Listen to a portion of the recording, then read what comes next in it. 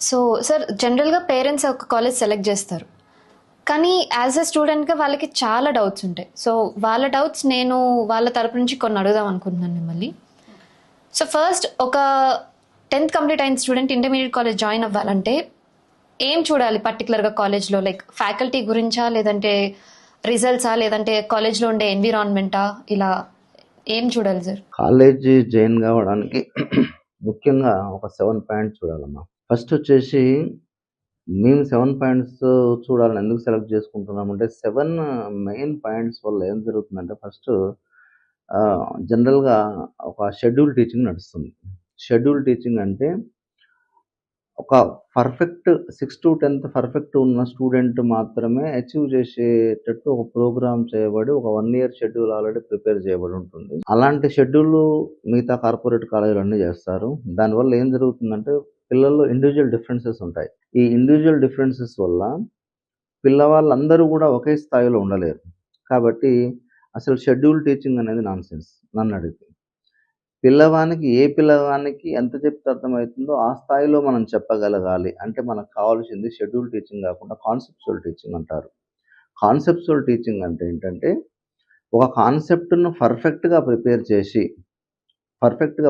చేసి, ఆ కాన్సెప్ట్ నుంచి వాడు క్వెషన్‌లు తయారు చేసే స్థాయికి తీసుకుపోగలగాలి. ఎగ్జాంపుల్ చాలామంది పిల్లలకు ఈ రోజుల్లో రైస్‌ని చూసి రైస్ చెట్లు ఎక్కడుంటాయని అడుగుతారు. అంటే మనం రైస్ గురించి పట్టుకున్నామంటే రైస్ సీడ్ నుంచి ఎట్లా ఫామ్ అవుతుంది, ఎట్లా ఈల్డింగ్ వస్తుంది, ప్రాసెస్ ఎట్లా అవుతుంది, ఇవన్నీ తెలుసుకోవడాన్ని కాన్సెప్ట్స్ అంటారు. ఈ కాన్సెప్చువల్ టీచింగ్.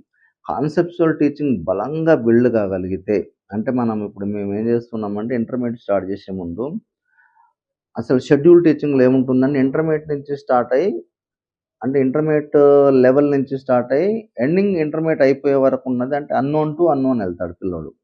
ఇక్కడ యాక్చువల్‌గా ఇంటర్మీడియట్ ఎడ్యుకేషన్ నా ఉద్దేశంలో ఒక సముద్రంలో స్విమ్మింగ్ లాంటిది. ఇంటర్మీడియట్ స్టార్ట్ చేయడం అంటే డైరెక్ట్ సముద్రంలో స్విమ్మింగ్ నేర్చుకోవడం. స్విమ్మింగ్ నేర్చుకుంటే ఆల్రెడీ బేస్ ఉండి ఈ ఈత నేర్చుకున్నోడు కొంచెం కొంచెం ఈత కొట్టొచ్చినోడు కొంచెం మంచిగా నేర్చుకోగలిగినోడు అయితేనే బతికి బయటపడతాడు. మిగతా వాళ్ళంతా సూసైడ్ చేసుకుంటారు. అంటే చనిపోతారు.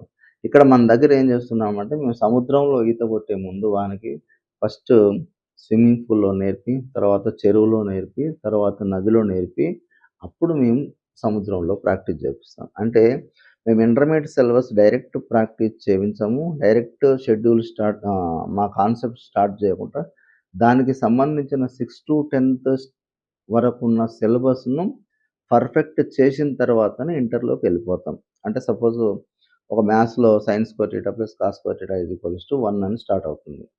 అంటే బిఫోర్ దట్ వాడు సైన్ థీటా అంటే ఏంది? టాన్ థీటా అంటే ఏంది? Tan theta opposite side by adjacent side ఎందుకొస్తది? అన్న డీప్ నాలెడ్జ్ వానికి అసలు టాంజెంట్ అంటే ఏంది? టాన్ థీటా అంటే ఏంది? థీటాకు టాంజెంట్‌కు ఏం రిలేషన్ ఉన్నది? ఇవన్నీ పర్ఫెక్ట్‌గా తెలుసుకోగలిగితే హై లెవెల్‌లో లాస్ట్‌కు మాక్సిమం వాల్యూస్, మినిమమ్ వాల్యూస్ కూడా చేయగలిగే స్థాయి ఉంటది. అంటే బేస్ లెవెల్ నుంచి మనం హై ఎండ్ లెవెల్ వరకు ఆ కాన్సెప్ట్ ద్వారానే చెప్తాం.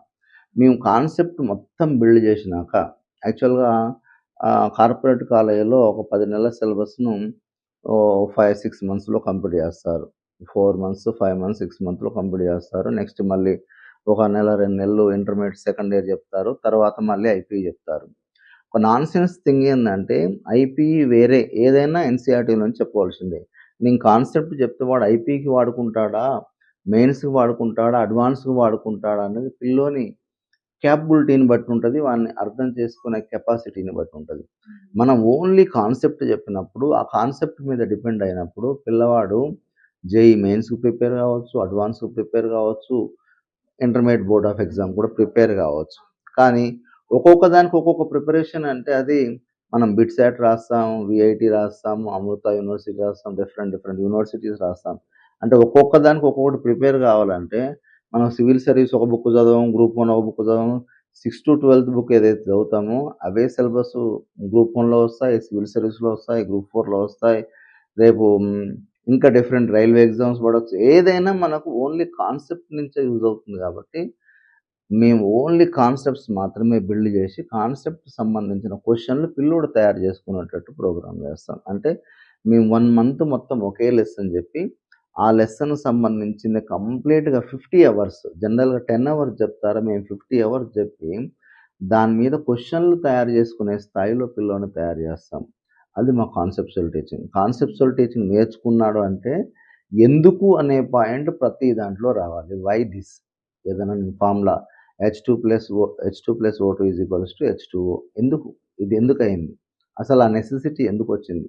హైడ్రోజన్‌కి, ఆక్సిజన్‌కు ఆ బాండ్ రావాలంటే ఏం గావాలి? అసలు ఏం జరిగిందన్న డీప్ కాన్సెప్ట్ నుంచి మొదలుపెడితే, మీకు టాప్ ఎండ్ కాన్సెప్ట్ వరకు పిల్లవానికి నేర్పిస్తాం.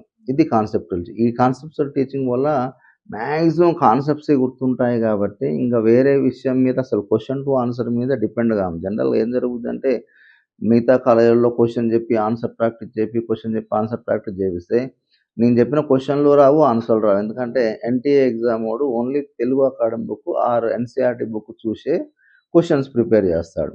దానివల్ల మనం గెస్ చేసిన మన బుక్‌లో ఉన్న క్వెషన్‌లు ఏనాటికి టాలీ కావు. నేను చెప్పేదేంటంటే కాన్సెప్ట్ ప్రిపేర్ అయితే వాడు ఏ క్వెషన్ అయినా చేయగలిగే క్యాపబిలిటీస్‌ని పిల్లోనిలో పెంచగలిగితే 100% పిల్లోడు సక్సెస్ అయినట్టే. ఇదొకటే కాన్సెప్చువల్ టీచింగ్